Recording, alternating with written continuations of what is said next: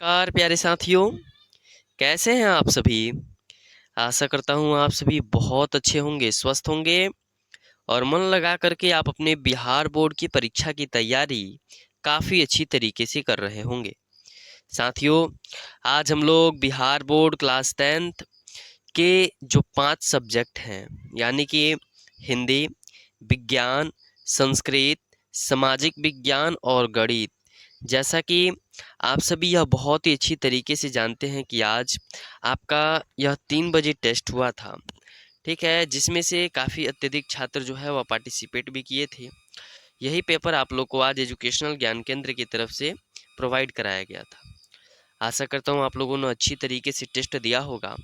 साथियों, जो भी छात्र एवं छात्राएँ इस टेस्ट को नहीं दिए हैं, उनके लिए हम बता दें कि आज के इस टेस्ट में हिंदी के 10 प्रश्न, संस्कृत के 10 प्रश्न, विज्ञान के 10 प्रश्न, मैथ के 10 प्रश्न और सामाजिक विज्ञान के 10-10 प्रश्न यानी कि ऑब्जेक्टिव के रूप में थे और सब्जेक्टिव में भी बहुत सारे क्वेश्चन थे।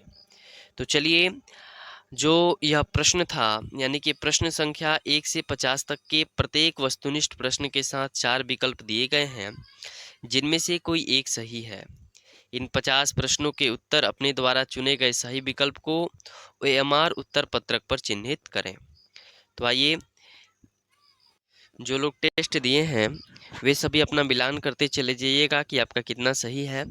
और वैसे नए छात्र एवं छात्राएं जो इस टेस्ट को नहीं दिए हैं, आप क्या कीजिएगा कि जो भी प्रश्न आपको मालूम हो आप हमें कमेंट करके बताते चलिएगा।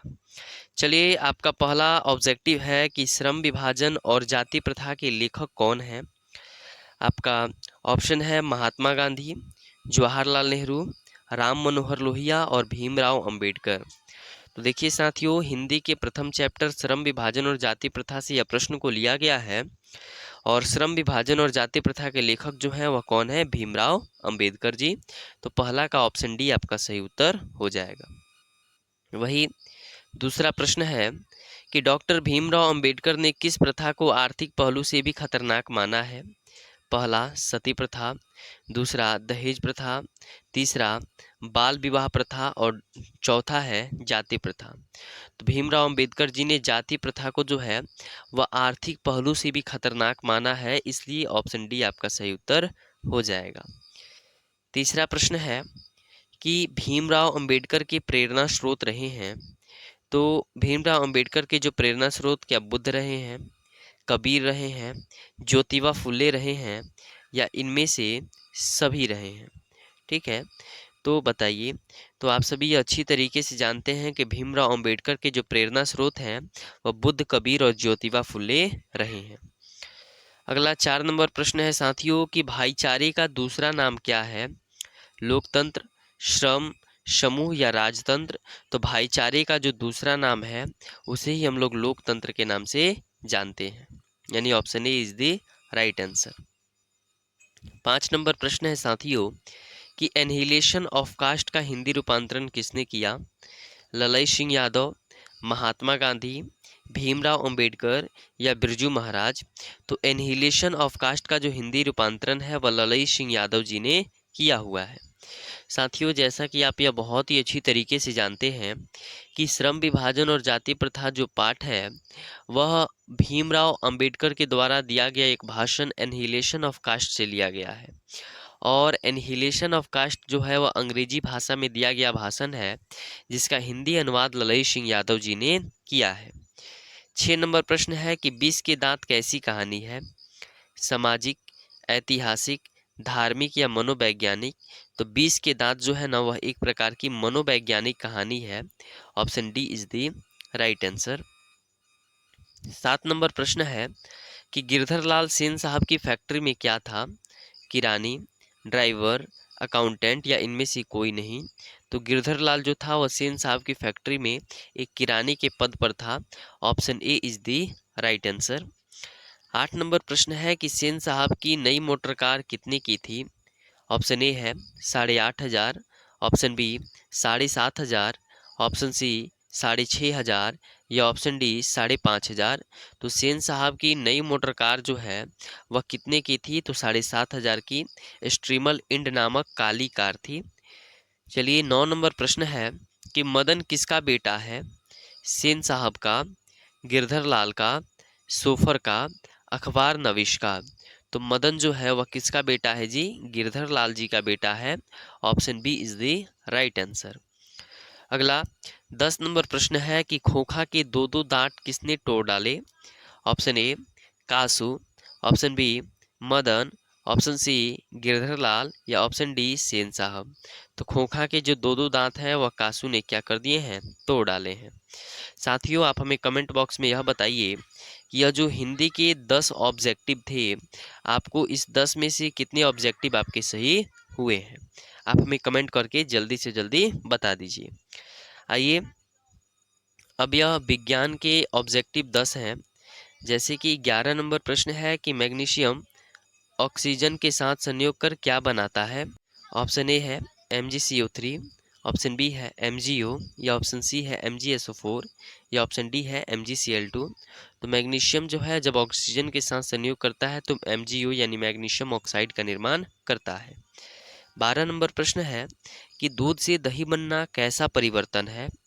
भौतिक परिवर्तन, रासायनिक परिवर्तन, ए और बी दोनों या इनमें से कोई नहीं। तो दूध से दही बनना जो है वह एक प्रकार का रासायनिक परिवर्तन है। 13 नंबर प्रश्न है साथियों कि समीकरण CaCO3 arrow CaO plus CO2 किस प्रकार का अभिक्रिया है?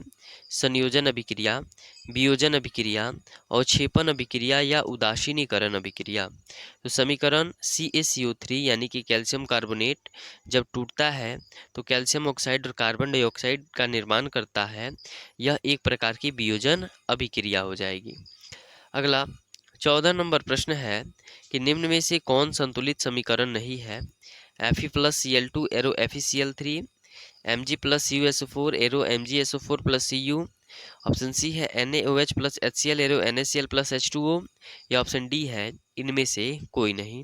तो संतुलित समीकरण नहीं है इस प्रकार से बात की जा रही है तो आप ऑप्शन ए में देखिए Fe अभिकारक की ओर 1 है और Cl क्लोरीन अभिकारक की ओर 2 है।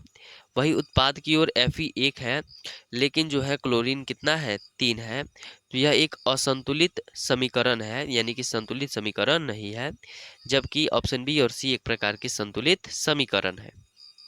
अगला आपका 15 नंबर प्रश्न है कि Fe plus CuSO4 arrow FeSO4 plus Cu किस प्रकार की अभिक्रिया है?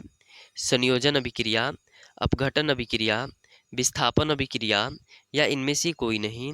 तो आप देख रहे हैं कि Fe जो कि एक बहुत ही मजबूत तत्व है वह अपने से कमजोर तत्व कॉपर को विस्थापित करके उसका स्थान ले रहा है। तो ऐसी केवल विस्थापन अभिक्रिया में ही होती है, इसलिए option C is the right answer. 16 नंबर प्रश्न है कि साग सब्जियों का विघटित होकर कंपोस्ट बनना किस अभिक्रिया का उदाहरण है? ऊष्माशोषी अभिक्रिया, ऊष्माक्षेपी अभिक्रिया, प्रतिस्थापन अभिक्रिया या इनमें से कोई नहीं। तो साग सब्जियों का विघटित होकर के कंपोस्ट बनना जो है वह ऊष्माक्षेपी अभिक्रिया का उदाहरण है क्योंकि इससे ऊष्मा निकलती है। Option B is the right answer. 17 नंबर प्रश्न है कि भोजन का पचना किस प्रकार की अभिक्रिया है? अपचयन अभिक्रिया, ऊष्माक्षेपी अभिक्रिया, ऑक्सीकरण अभिक्रिया या विघटन अभिक्रिया। तो भोजन का जो पचना है एक प्रकार की अपघटन यानी कि विघटन अभिक्रिया है। Option D is the right answer. अगला 18 नंबर प्रश्न है कि संयोजन अभिक्रिया के विपरीत अभिक्रिया कौन सी है? तो संयोजन अभिक्रिया के विपरीत अभिक्रिया क्या संयोजन अभिक्रिया ही है या वियोजन अभिक्रिया है, विस्थापन अभिक्रिया है या रेडॉक्स अभिक्रिया है? तो संयोजन अभिक्रिया के विपरीत अभिक्रिया जो है वह वियोजन अभिक्रिया को कहा जाता है। 19 नंबर प्रश्न है कि लोहा को जिंक से लेपित करने की क्रिया को क्या कहते हैं? संक्षारण, गैल्वेनीकरण, पानी चढ़ाना या विद्युत अपघटन। तो लोहा को जिंक से लेपित करने की क्रिया को जो है वह गैल्वेनीकरण कहते हैं। Option B is the right answer. अगला 20 नंबर प्रश्न है कि प्रतिक्रिया H2 plus Cl2 arrow 2HCl प्रदर्शित करता है। ऑप्शन ए संयोजन अभिक्रिया, ऑप्शन बी अपघटन अभिक्रिया, ऑप्शन सी अपचयन अभिक्रिया या ऑप्शन डी इनमें से कोई नहीं। तो प्रतिक्रिया H2+Cl2 एरो 2HCl जो है वह आप देख पा रहे हैं कि दो अभिकारक मिलकर के एक उत्पाद का निर्माण कर रहा है, तो इसे हम संयोजन अभिक्रिया के नाम से जानेंगे। तो साथियों आप अब कमेंट करके हमें यह बताइए कि आपको साइंस में जो है वह 10 में से कितने अंक प्राप्त हुए हैं। ठीक है, चलिए अब हम लोग संस्कृत के 10 प्रश्नों को पढ़ लेते हैं और आपके टेस्ट में भी यही सभी प्रश्न थे, तो आप मिलाते हुए चलिएगा। 21 नंबर प्रश्न है कि मंगलम पाठ में कैसे मंत्र संकलित हैं। ऑप्शन ए पदात्मक, ऑप्शन बी गधात्मक, ऑप्शन सी दोनों या ऑप्शन डी इनमें से कोई नहीं। तो मंगलम पाठ में जो है वह पदात्मक 5 मंत्र संकलित हैं। Option A is the right answer. 22 number प्रश्न है कि मंगलम पाठ में कितने मंत्र हैं, 5, 6, 8 या 9। तो मंगलम पाठ में जो है वह कितने मंत्र हैं, 5 मंत्र हैं। 23 नंबर प्रश्न है साथियों कि मंगलम पाठ कहाँ से संकलित है, वेद से, पुराण से, उपनिषद से या वेदांग से। तो मंगलम पाठ जो है वह उपनिषद से संकलित है, इसलिए option C is the right answer. 24 नंबर प्रश्न है कि सत्यमेव जयते किस उपनिषद का मूल मंत्र है, कठोपनिषद, मुंडकोपनिषद, ईशावास्योपनिषद या श्वेताश्वत्रः। तो सत्यमेव जयते जो है ना वह मुंडक उपनिषद का मूल मंत्र है। Option B is the right answer. 25 number प्रश्न है कि नदियाँ अपने नाम और रूप को छोड़कर किसमें मिलती है, समुद्र में, मानसरोवर में, तालाब में या झील में। तो नदियाँ अपने नाम और रूप को छोड़कर के समुद्र में मिलती है। Option A is the right answer. 26 number प्रश्न है कि सत्य धर्म प्राप्ति के लिए किसे हटा दें, लौह पात्र को, पित्त पात्र को, स्वर्णमय पात्र को या ताम्रमय पात्र को। तो सत्य धर्म की प्राप्ति के लिए जो है वह हमारे मन से माया मोह को हटा देना चाहिए और स्वर्णमय पात्र को, यानी कि option C is the right answer. अगला 27 नंबर प्रश्न है कि किसकी विजय होती है, सत्य की, असत्य की, दोनों की, सभी गलत हैं। तो सत्य की हमेशा विजय होती है। Option A is the right answer. 28 number प्रश्न है कि अणु से भी सूक्ष्म कौन है, दानव, मानव, पशु, आत्मा। तो अणु से भी सूक्ष्म जो है वह कौन है जी, आत्मा है। 29 नंबर प्रश्न, परमात्मा कहाँ रहते हैं, एकत्र, सर्वत्र, अन्यत्र या इनमें से कोई नहीं। तो परमात्मा जो है वह कहाँ रहते हैं, सर्वत्र रहते हैं। 30 नंबर प्रश्न है कि महान से भी महान क्या है, आत्मा, देवता, ऋषि या दानव। तो महान से भी महान जो है आत्मा है।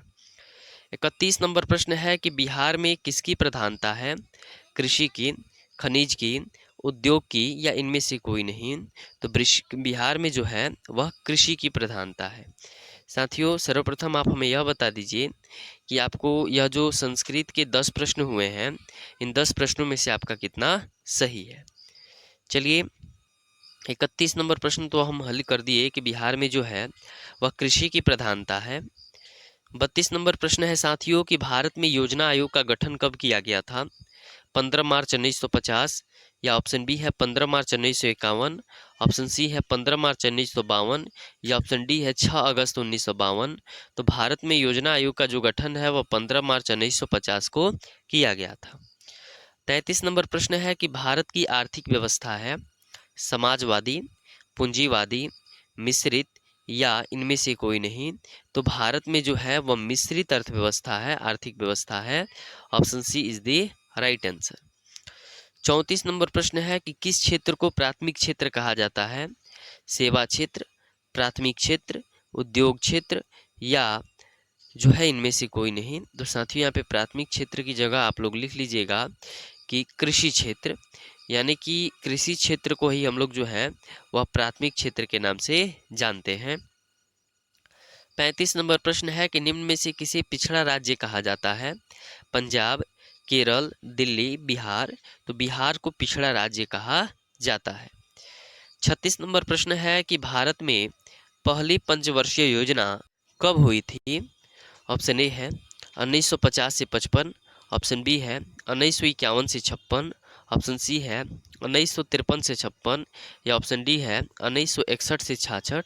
तो भारत में पहली पंचवर्षीय योजना जो है वह 1951 से 1956 के बीच हुई थी। 37 नंबर प्रश्न है, जिस देश की राष्ट्रीय आय अधिक होती है उस देश को क्या कहते हैं? विकसित, अविकसित, विकासशील या अर्धविकसित? तो जिस देश की राष्ट्रीय आय अधिक होती है ना, हम उस देश को क्या कहते हैं? विकसित देश कहते हैं। Option A is the right answer. 38 number प्रश्न है कि योजना आयोग में सदस्यों की संख्या कितनी होती है? 8, 7, 9 या 12? तो योजना आयोग में सदस्यों की जो संख्या है वह कितनी होती है? 8 होती है। अगला प्रश्न है 39 नंबर की नरेगा के अंतर्गत ग्रामीण मजदूरों को एक वर्ष में कम से कम कितने दिनों की रोजगार देने की व्यवस्था है? 50, 150, 365 या 100? तो नरेगा कार्यक्रम के अंतर्गत जो है वह ग्रामीण मजदूरों को एक वर्ष में कम से कम 100 दिनों की रोजगार देने की व्यवस्था है। 40 नंबर प्रश्न है साथियों कि पशुपालन किस क्षेत्र का अंग है? प्राथमिक क्षेत्र, द्वितीय क्षेत्र, तृतीय क्षेत्र या इनमें से कोई नहीं? तो पशुपालन जो है एक प्रकार का कृषि क्षेत्र के अंतर्गत आता है, इसलिए प्राथमिक क्षेत्र आपका सही उत्तर हो जाएगा। तो साथियों आप हमें कमेंट बॉक्स में यह बताइए कि सामाजिक विज्ञान यानी इकोनॉमिक्स में आपको 10 में से कितने अंक प्राप्त हुए हैं। अगला आपका 41 नंबर प्रश्न जो है वह मैथ विषय का है और 41 नंबर प्रश्न है कि 45 और 60 का महत्तम समापवर्तक है, यानी कि 45 और 60 का जब आप महत्तम समापवर्तक निकाले हैं तो वह कितना आया है। तो आप सभी इसको अच्छी तरीके से हल किए ही होंगे कि 45 और 60 का जो महत्तम समापवर्तक है, तो आप जब हल कीजिएगा तो आपको कितना प्राप्त होगा? 15 प्राप्त होगा। ठीक है। 42 नंबर प्रश्न है कि यूक्लिड विभाजन एल्गोरिथ्म जो है वह दो धनात्मक पूर्णांक के निम्न में से किसे परिकलित करने का तकनीक है? तो यूक्लिड विभाजन एल्गोरिथ्म से हम लोग महत्तम समापवर्तक निकालते हैं, इसलिए ऑप्शन बी आपका सही उत्तर हो जाएगा। साथियों 43 नंबर प्रश्न है कि संख्याएं 2.13, 113, 1113, 11113 डॉट डॉट डॉट है, क्या यह एक पूर्णांक संख्या है, परिमेय संख्या है, अपरिमेय संख्या है या इनमें से कोई नहीं? तो संख्या जो 2.13 है, अगर यहाँ पे डॉट डॉट लग गया है यानी कि यह एक अपरिमेय संख्या है। Option C is the right answer. 44 number प्रश्न है कि 144 के अभाज्य गुणनखंड में 2 के घातांक हैं, यानी कि जब आप 144 का अभाज्य गुणनखंड विधि से सॉल्व कीजिएगा तो 2 सत्ते 14, 2 दूनी 4, 2 तिहाई 6 और यहाँ पे जाएंगे 2 छक 12, 2 18 दूनी 36 और 2 नवा 18, फिर 3 त्रिका 9। तो आप देख पा रहे हैं कि 1 2 3 4 यानी कि 144 के अभाज्य गुणनखंड में हमें 2 जो है वह 4 बार प्राप्त हुआ है। अगला 45 नंबर प्रश्न है कि 96 के अभाज्य गुणनखंड क्या होगा? तो जस्ट उसी प्रकार से आप लोग 96 का भी अभाज्य गुणनखंड निकालेंगे तो 2 चौका 8, 2 अठे 16, फिर 2 दूनी 4, 2 चौका 8 और उसके बाद 2 एकम 2, 2 दूनी 4, फिर 2 छक 12। ठीक है, यानी कि 96 का जो अभाज्य गुणनखंड किए 2 तिहाई 6, यानी कि 1 2 3 4 5, 2 जो है वो हमें 5 टाइम प्राप्त हुआ है और 3 जो है हमें 1 टाइम प्राप्त हुआ है। तो 2 इंटू 5 इंटू 3 के power 1, option C is the आपका सही उत्तर। 46 नंबर अगला प्रश्न है साथियों कि 6, 8 एवं 22 का लघुत्तम समापवर्तक और महत्तम समापवर्तक का अनुपात है। तो 6, 8, 22 का जब आप लोग लघुत्तम निकालिएगा ना तो आपको प्राप्त होगा 132 और जब आप इसका महत्तम निकालिएगा तो आपको प्राप्त होगा 1, इसलिए ऑप्शन ए आपका सही उत्तर हो जाएगा। ठीक है। 47 नंबर प्रश्न है कि 2 लगातार संख्याओं का महत्तम, तो आप हमेशा यह याद रखिएगा कि 2 लगातार संख्याओं का जो महत्तम समापवर्तक होता है वह कितना होता है? 1 होता है, इसलिए option B is the right answer. 48 number प्रश्न है कि यदि p तथा q दो अभाज्य संख्याएं हैं तो उनका महत्तम समापवर्तक है। यदि जो p और q दो अभाज्य संख्या है ना तो इसका जो महत्तम समापवर्तक होगा वह भी क्या होगा? 1 ही होगा। ठीक है, अगर अभाज्य संख्या है तो। 49 नंबर प्रश्न है कि दो संख्याएं a और 18 का लघुत्तम समापवर्तक 36 है और महत्तम समापवर्तक 2 है, तो a का मान है। तो आप इसे सॉल्व किस प्रकार करेंगे? इसको सॉल्व करेंगे, a और 18 का लघुत्तम अगर 36 है तो a इंटू 18 बराबर कितना है 36 और महत्तम कितना है 2 है। ठीक है, तो 18 एकम 18, 18 दूनी 36, यानी कि ये जो है वो बराबर 2 गुणे 2 कीजिएगा तो कितना आ जाएगा 4, यानी कि ए का मान कितना है जी 4 है। Option C is the right answer. आपका अंतिम प्रश्न है कि √10 और √15 बराबर हैं, यानी कि √10 जो है वो √15 जो है वह कितने के बराबर हम कह सकते हैं। तो 10 और 15 को आप मल्टीप्लाई कीजिएगा तो 150 आ जाएगा, और 150 को जब आप लोग बढ़िया तरीके से सॉल्व कीजिएगा तो आप अंत में पाइएगा कि इसका उत्तर जो है वो 5√6 होगा। इसलिए ऑप्शन ए आपका सही उत्तर होगा। ठीक है, और ये आपके हिंदी के सब्जेक्टिव प्रश्न कुछ रहे। अगर आप टेस्ट नहीं दिए हैं फिर भी इसे अभी आप लोग बनाने का प्रयास अवश्य कीजिएगा, क्योंकि यह सारे बहुत ही महत्वपूर्ण प्रश्न हैं। ये विज्ञान के रहे और आपकी बोर्ड की परीक्षा में बार बार पूछे भी जाते हैं। ये सामाजिक विज्ञान के कुछ प्रश्न थे, ये संस्कृत के प्रश्न थे, और यह गणित के प्रश्न थे। ठीक है, चलिए आशा करता हूँ आपको यह वीडियो बहुत ही पसंद आया होगा। अगर पसंद आया हो तो अपने मित्रों के साथ अवश्य साझा कीजिएगा। बहुत बहुत धन्यवाद।